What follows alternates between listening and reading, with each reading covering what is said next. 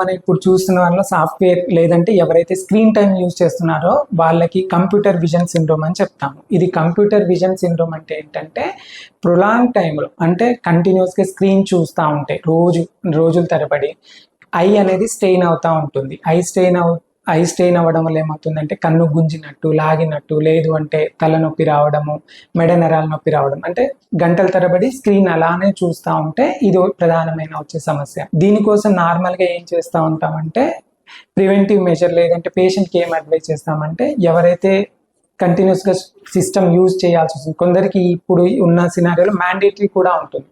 అలాంటి వారికి ఈ సమస్య నుంచి నార్మల్ రిలీఫ్ ఉండాలి అంటే నార్మల్ కంటిన్యూస్ ప్రొలాంగ్ అవ్వకుండా రూల్ 20-20 అని చెప్తాము. అంటే ఎవ్రీ 20 minutesకి ఒక 20 seconds పాటు 20 feet అంటే ఒక 6 meter డిస్టెన్స్లో ఉన్న ఆబ్జెక్ట్ వైపు చూడాలని చెప్తాము.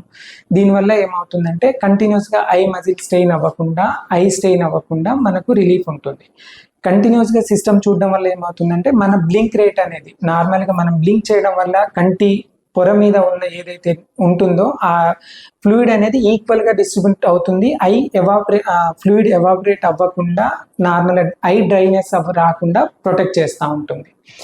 ఇప్పుడు అది సిస్టమ్ చూడడం వల్ల ఈ బ్లింక్ రేట్ అనేది తగ్గిపోతుంది. నార్మల్గా 15 నుంచి 20 per minute బ్లింక్ రేట్ ఉంటుంది. ఇది కంటిన్యూస్గా చూసే వాళ్ళకి తెలియదు, కానీ మనకు తెలియకుండా మన బ్లింక్ రేట్ తగ్గిపోతుంది.